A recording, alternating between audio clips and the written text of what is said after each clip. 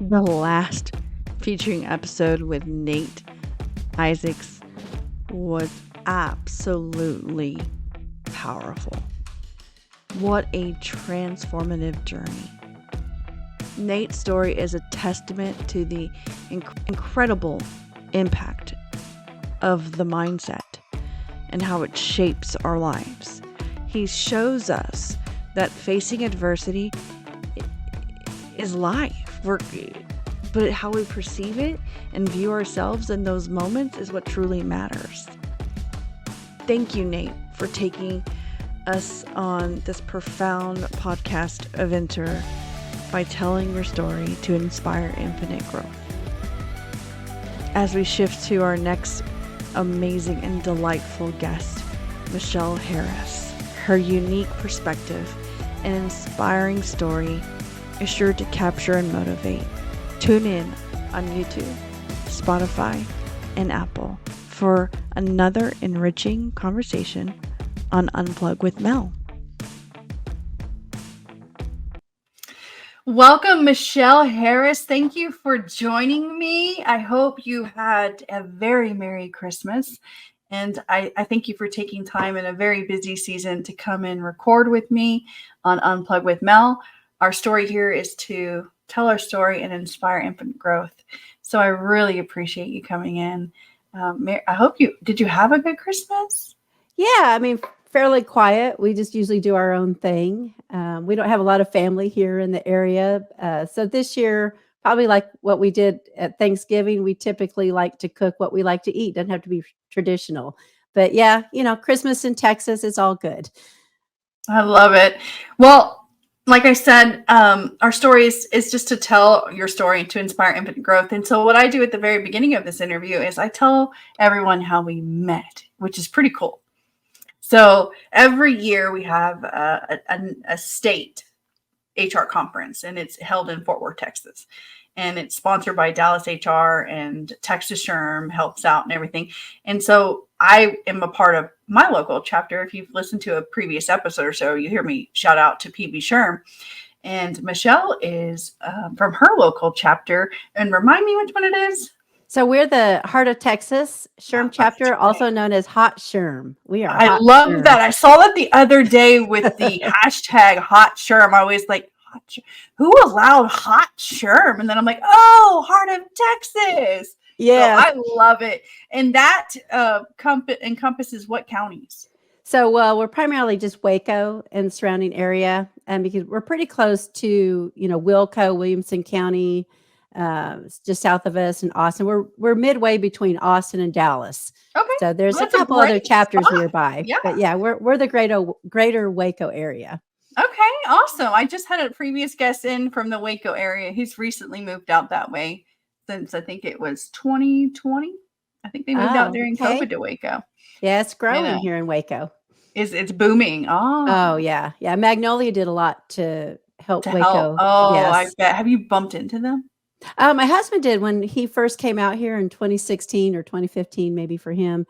And but we haven't really seen them much. But they did just open their new hotel in, I think it was November. They opened it, and 1928 hotel, very cool, great architecture and design, and it's just got some neat. It's got a rooftop bar area where you can overlook and see the Alico building, which is popular in Waco. But they've done a lot of really neat things here in Waco. Shout out to Chip and Joanna Gaines. Hashtag sponsor Unplug with Mel anytime. Yeah.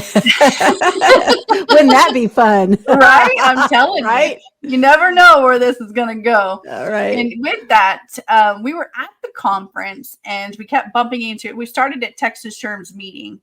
And, actually, no, I think it was the meet and greet. Were you at the meet? Yes, at the social. Yeah, yes, I won the door prize. That's right. That's right. And I just remember. Okay, so guys, for those listening and seeing, I'm about 5'10", and Michele is about 5'4". 5'4". Yeah. And so I'm tall and redheaded, and she is short with this beautiful white set of hair, and she just glistens, like she just sparkles and shines. And I was like, I like it. But I am a coward at most times to introduce myself, but she had no qualms going, "Hi, I'm Michele." And then I'm like, "Hi, I'm And so it began our journey of connection, which is the whole goal of Texas Sherm and PB Sherm and of Hot Sherm. It's just getting out there and connecting with those around us and seeing what partnerships can grow. Like for me, launching a podcast during HR Southwest and allowing it to organically grow the way it is. When I reach out to Michele and be going, hey, Michele, I know we still don't quite know each other, but I'd love to get you to know you more. But how about on a podcast? And she said yes. So here we are. Why not? Why not? And I love it. As I tell our interviewees, this is not an HR podcast, but there is quite a bit of HR in our lives because that's what we do for a living. But I want it to be a people podcast. It's just to really unplug and to tell your story and inspire infinite growth. So, Michele, it's your time. You ready for this? Okay. Tell us who you are, where you're from, a little bit about yourself. Sure. So I am originally from Nebraska. And, one of the first comments people say, well, I've never met anybody from Nebraska until now, right? Or if they do know somebody from Nebraska, they think I'm going to also know them from that person from Nebraska because we must be really small, small town, and hey, they're, it's a small state, small town. It don't quite work that way. Nebraska's pretty big. Yeah. But interestingly enough, though, I do love those connections where, it's kind of like name that tune in 3 sentences. We're going to come up with somebody that we know together. Right. So that are the 6 degrees, whatever. Oh, 6 degrees of separation. I love it. Yes. I love it. But anyway, my parents were both educators and I'm the youngest of 4 kids. And I was always the one my mother knew would go off and do something different than the other siblings. And sure enough, I did. I did not go to University of Nebraska. I went to Air Force Academy. So I was in the 4th class with women. So, way back in the day. And now we're celebrating like these amazing anniversary dates and women at the Academy. In fact, we're going to be doing something really big. I think 50 years of women at the Academy. Wow. I'm not that old yet. I'm just telling you. But, those that came from a military background, they had a leg up for sure because they knew, they just knew more of what military life was about. I didn't even know how to shine my shoes properly. But when I went into the Academy, it was only 10% women. Wow. And now it's more reflective of what's in we called it the real Air Force when you got out of the Academy, which is over 20%. So I want to say they're probably, I don't know, I'd have to guess maybe 23, 24%. Females going into the Academy.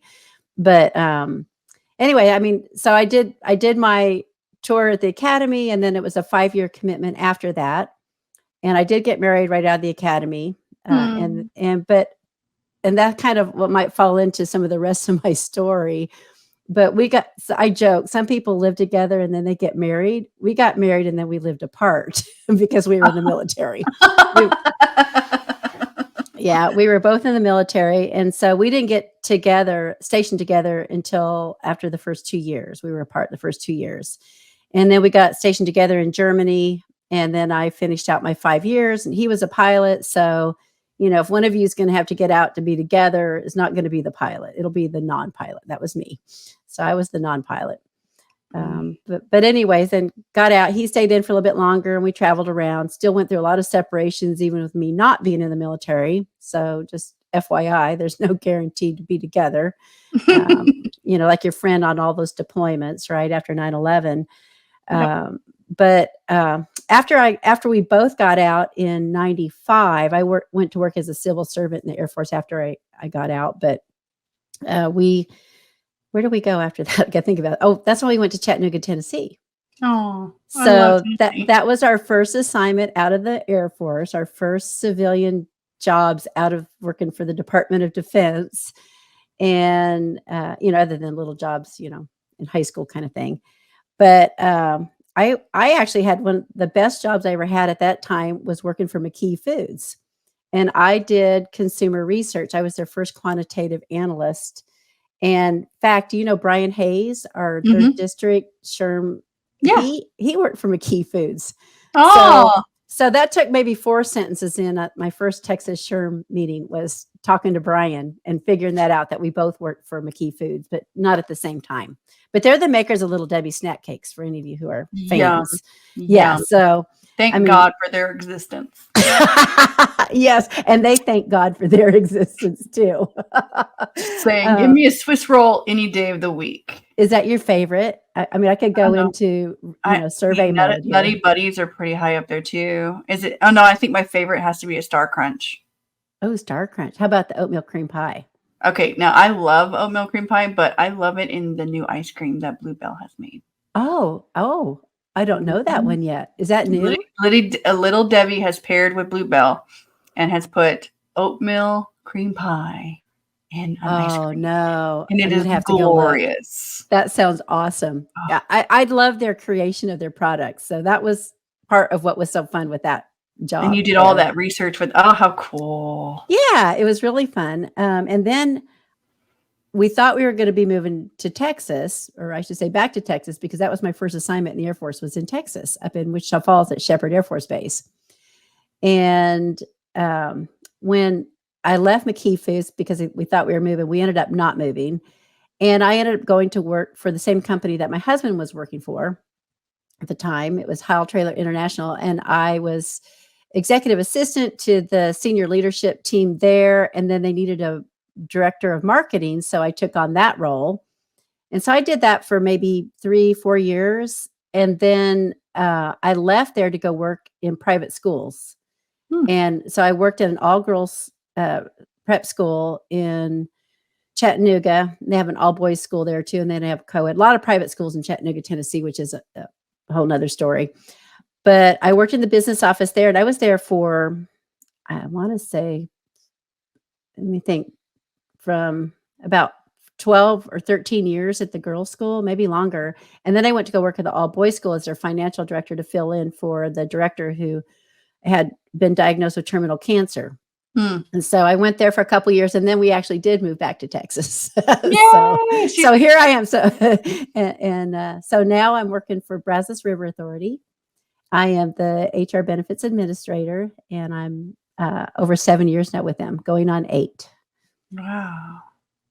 What a journey. Yeah, this is really my first real HR gig, because none of those other places had, well, in the business offices, we didn't have an HR department, but we did HR things. Yeah. So I had the background, but didn't really have the HR title. And that's where I got plugged into SHRM, because I needed that support system and knowledge, and where am I going to learn the answers to my questions? I love it. I love how it all turned out into HR, and that you're back in Texas.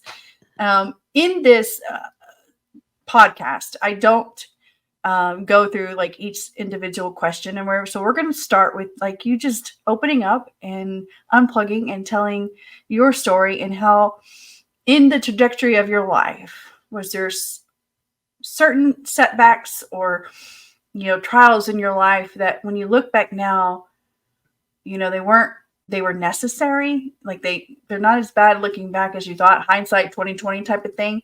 And how did you stay motivated in those, with doubt and failure? So the listeners can get to go, Michele. So Michele, what's your story? Well, just hearing you talk, it kind of I'd forgotten really. I think I block out a lot of things that were the tough times, or and I like looking forward. That's kind of, I think, what I've learned through a lot of things, is just keep looking forward. But I'd forgotten when I was at the academy, after 2 years, I wanted to quit, and I didn't want to be there. And they had a program called Stop Out, where you could leave for up to a year and come back and then graduate with the class behind you. So I went home, and I only lasted 6 weeks being back under the roof of your parents, after you've been pretty independent. And then I was also looking at probably a five years at University of Nebraska, because I wanted to go into electrical engineering. I wanted to do this whole big career change, and how am I going to pay for it? I didn't know the answers to that. And to be honest, it was easier to go back to the academy. But something you said kind of reminded me of why I went back. I realized I was going back for me. I wasn't there because I think part of it was I there for the wrong reasons? Was I there to impress other people? Was I there for my parents? But no, I went back this time for me. So now Mhm. it was my choice. I felt like once it became my choice, even though it was my choice to begin with, right? But all these things go through your head, like, why am I here or whatever. And so once I went back and realized it was for my choice, then I was more committed. I was happier for sure. And I think that's the same with any job, any or anything you pursue. If it's your choice and you're not doing it for the wrong reasons or for somebody else, then you're gonna enjoy the ride. You're gonna enjoy what you're doing. You're gonna enjoy Mhm. what you're learning. Um, but I, so then fast forward, now I'm in the Air Force. I have this commitment. And I think one of the hardest challenges we've ever had to go through was not being stationed together with your husband, your spouse, or Mhm. being apart from your children. And, he had his deployments. I'd had my TDYs where I'd go to, maybe a 2-month course or something. Even though it was to learn, it was exciting, but all those separations are just hard. I And can it was imagine. yeah, and it Yeah. was before FaceTime. It was Yeah. before cell phones, Yeah. okay? That's I hey, that puts it in perspective. Yeah. I think now if we'd had the technology then that we have now, it would have been I mean, I know it's not the same as being there in person, but they used to say, telephone's the next best thing to being there. No. FaceTime's pretty good or, getting Yeah. to see them or getting to show them things and not just the voice. Um, I just think that was the hardest thing, and that's what ultimately led to me making that decision to get out of the military. And in hindsight, the 2020 would have been maybe I should have stayed in. I could have done really well in the military. And I somewhat regret that, but you can't change those decisions. You make the best decision at the time that you Mhm. do it. And had I not done that, I mean, who knows where we would be at now? Who knows what my family would look like? Who knows any of that? So I have to go with what I know. I have to go with those decisions I made along the way, Mhm. and I still make tough decisions. Yeah, we do.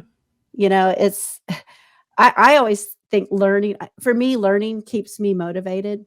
And Mhm. that's the one thing I've enjoyed learning new jobs, different positions, learning. I really love meeting people and like you, Mhm. Mel. I mean, that's to me what makes everything so fun and Oh, yeah. worth it. But I have to admit something. I had a failure just recently.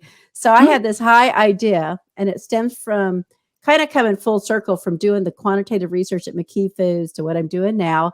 I actually enrolled in UT's data science and business analyst program. It wasn't a master's degree program, but it was for certification. And I started doing the pre-work, and it was supposed to be a 6-month program. And when you looked at the syllabus, it really turned out to be about 9 months. So I did about a month and a half of pre-work, and I had paid my admission deposit, but the formal course hadn't started yet. It was scheduled to start like November 18th. Well, I decided to pull the plug on it. And I was just looking at the time commitment for this and what's the risk reward of it, even though Mhm. I know the information is so valuable. But, my years are numbered in the workforce. And how much am I going to get out of this? Yeah. And is my employer going to use it? And so I was really offended when I withdrew from that program. I am now considered a dropout. Well, we'll take a note there. It's already 5 o'clock. I know. Cheers. Yeah, cheers. Return of investment. You're smart. You're smart. Well, Oh, I love that part in there where he said that you found the alignment is what I'm hearing, that you were going back for yourself. And I could only imagine what it'd be without your newlywed husband and go for it.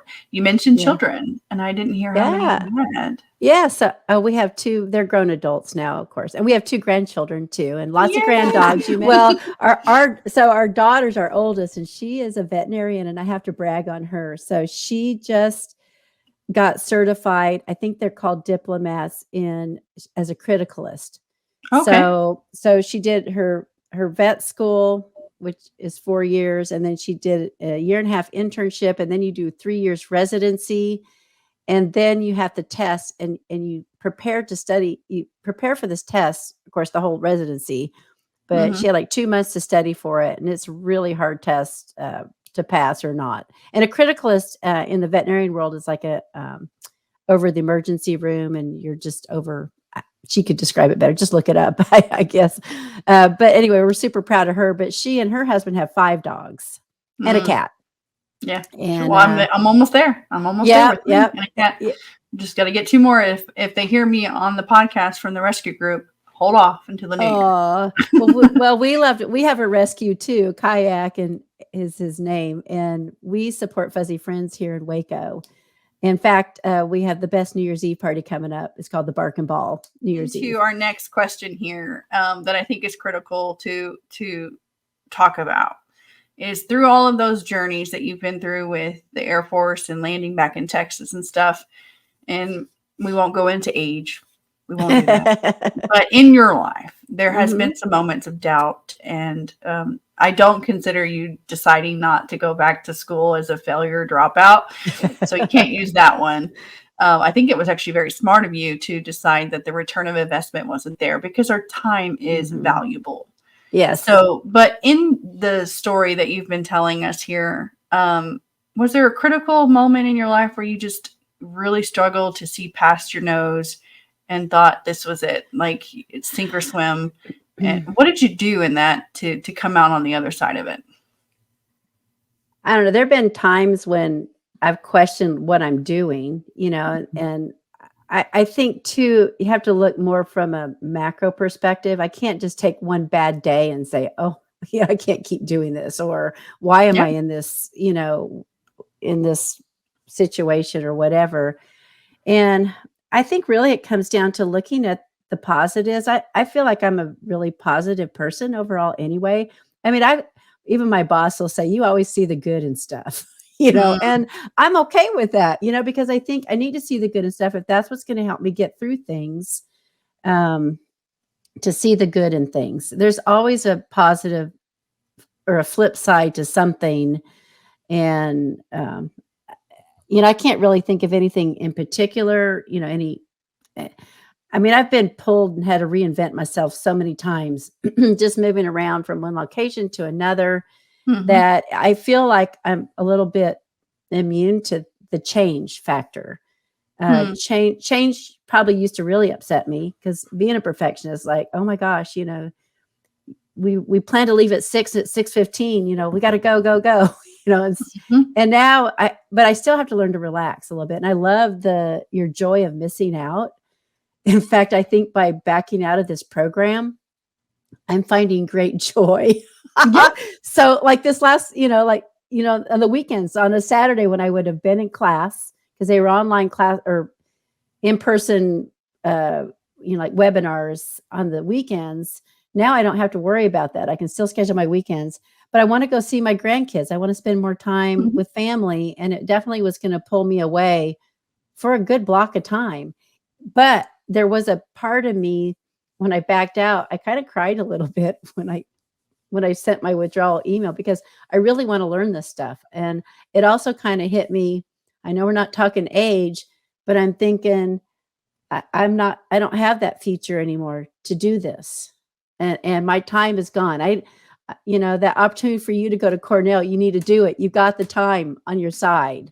Yeah. And you need to do it. And so sometimes I wish I had done some things a little bit differently. But again, I just have to keep looking forward. I love that mindset. Yeah. And it is a mindset. It is a trick when you want to go negative, reverse it and go positive and watch the layout of your life shift. Yeah. It's a pivotal shift when you stop thinking things so negatively and go positive. And it's amazing that perfectionists can go positive. Right. And in my recovering of being a perfectionist, I did not realize that my inability to be flexible with like being late, which happens with young kids, Right. I used to become like on that movie Emotions, that angry guy. The moment that we were not leaving that house on time for the most ridiculous things, like your shoes. Where are your shoes? You had them 5 minutes ago. And it's everything. Maybe that 15-minute delay cost me my life because I missed out on the rest. Exactly. And those are the kinds of things. Exactly. And I wish I'd had more of that in younger years. I mean, there's no manual for life. There's none. No, but we know it now, and we can put it towards raising grandchildren, you being a better spouse. You're still married. I'm not married. I'm learning all this stuff, so maybe one day I will be married. Who knows? Yeah, yeah. Maybe there's someone listening today. Hello. No, just kidding. Let me introduce you to my friend Mel. Right? And but it's not really a quote, but it's from the book. Have you ever read The Art of Racing in the Rain? No, I haven't, but I'm going to write that down. Okay. The Art of Racing in the Rain. And I'm sorry, I don't know the author's name, but it's a race car driver. And actually it's a story about a dog, and his owner is a race car driver. So you would really like it since you're a dog person too. Just, but from a perspective of future growth for yourself, visualize what you want to be, where you want to be, and then your eyes look towards where you want to be and what you want to be doing. But also, I think it's important to be present where you're at right now and enjoy that, because this was something in a book. Oh gosh, do I have the book right here? There's another book. It's about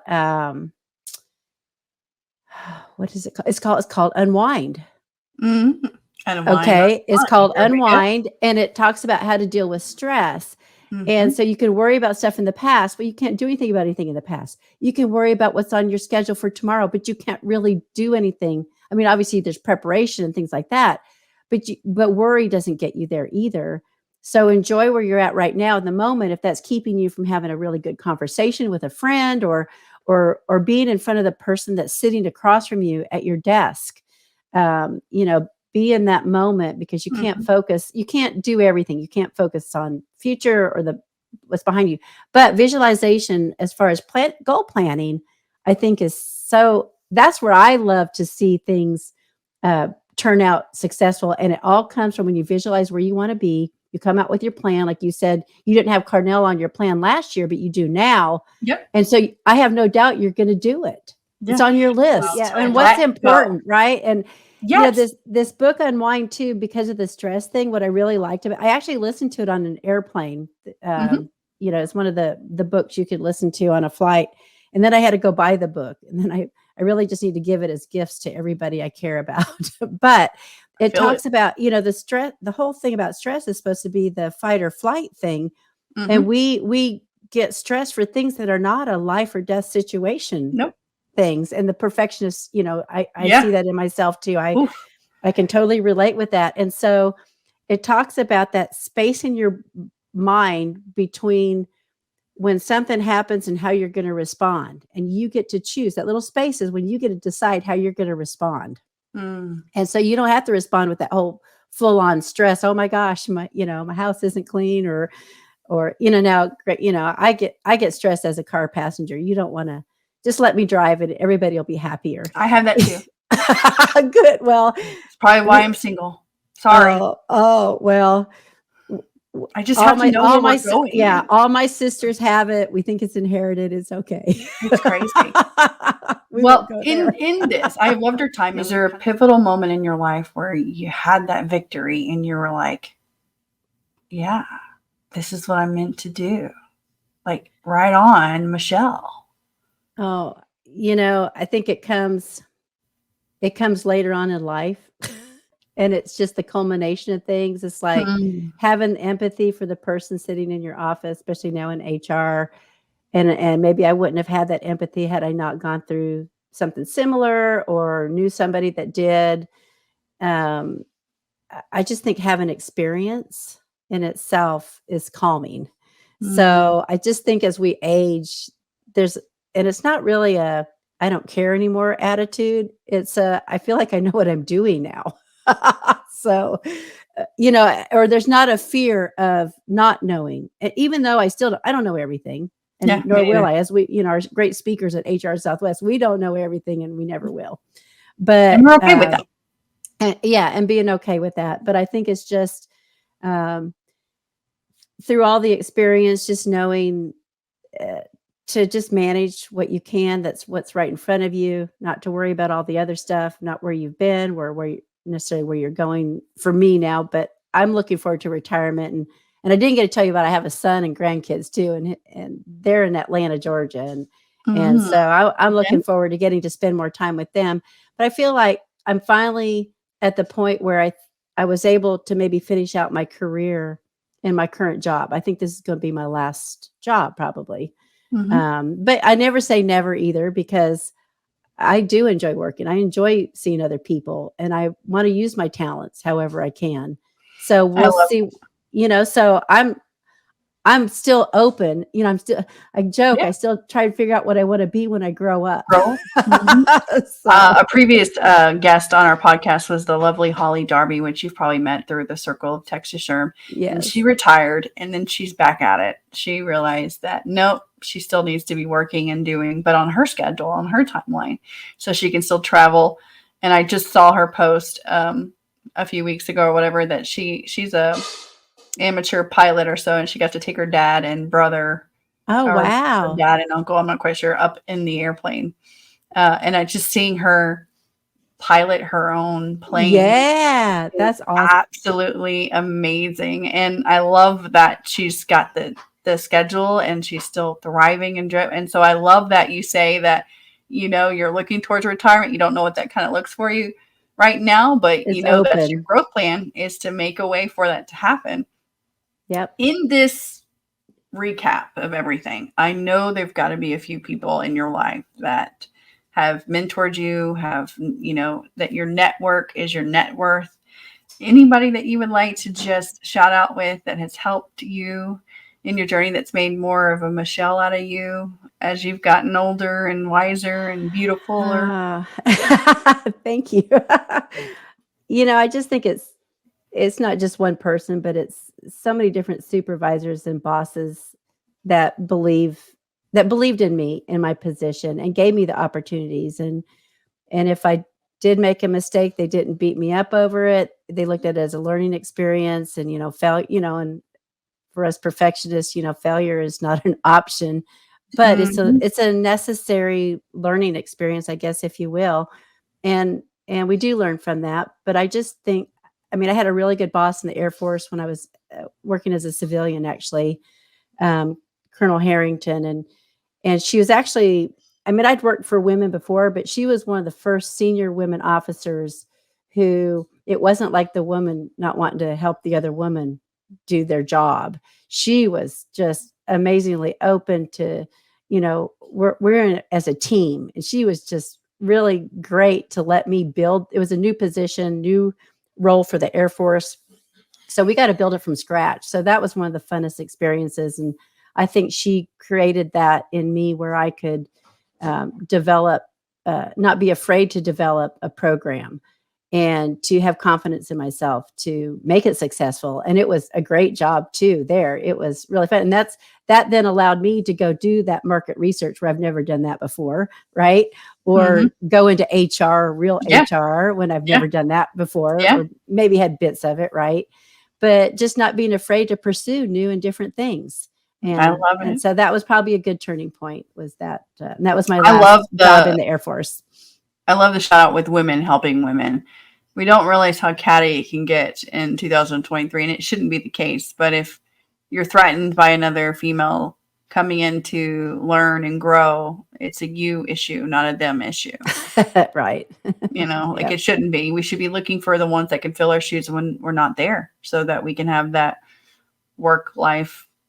I wouldn't say it's a balance, but it's a As partnership. a support system, I think, to recognize, hey, we all need help at times. We all need help. And we don't need to make it worse for each other. No, we should not. And I didn't realize that until getting into more of the women leadership. I was like, I'm not here to steal your thunder. I am just being me. Yeah.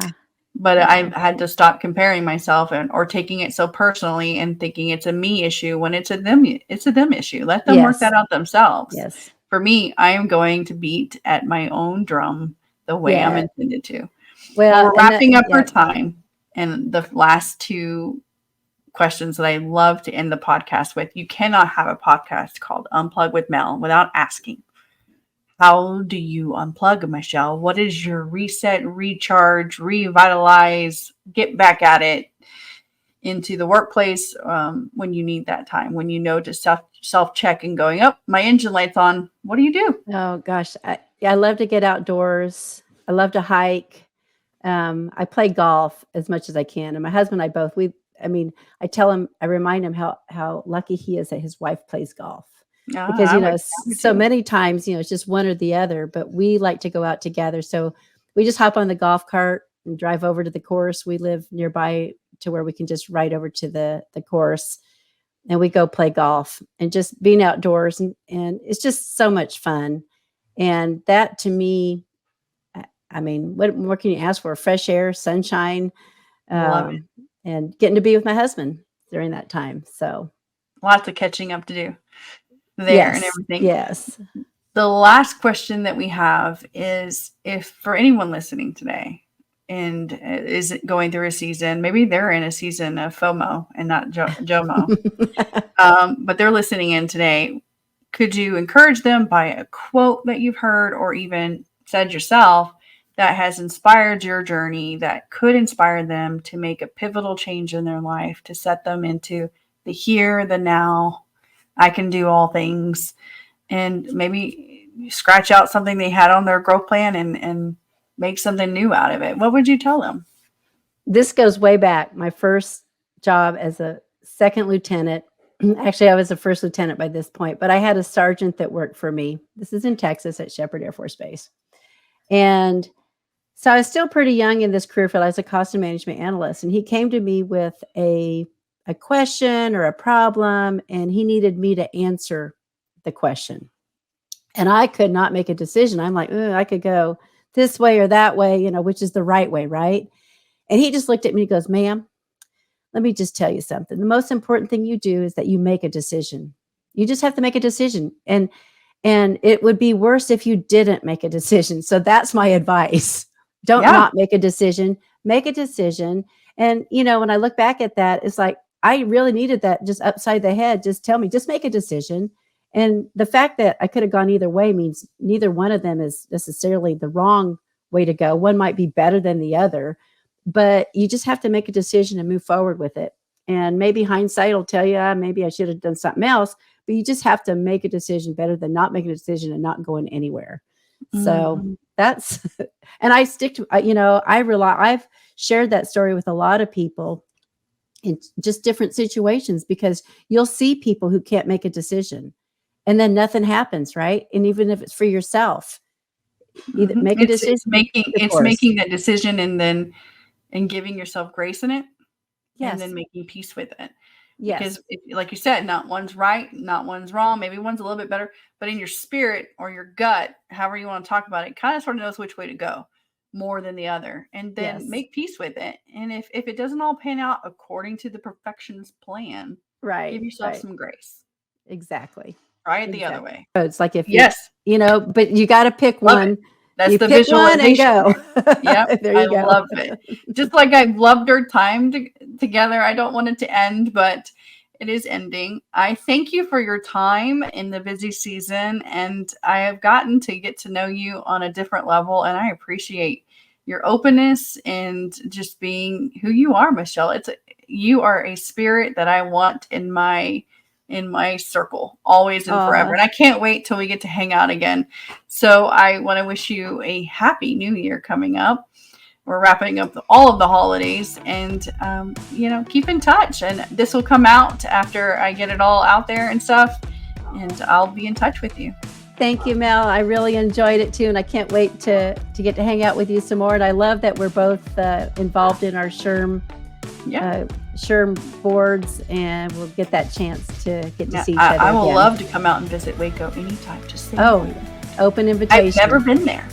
I'm a Texas girl through and through, and I've never been in Waco. I've got a guest room. You come on, and I'll show you all of the Magnolia stuff. Yes. Packing up my suitcase now. I am a travel bug. So I love it. Well, thank you so much for joining. I can't wait to get this out to everyone. I hope you were inspired today. If you're listening, you can hear us on YouTube, Spotify, Apple, and iHeartRadio. Thank you, guys. Thank you, Michele. Thank you. Happy New Year.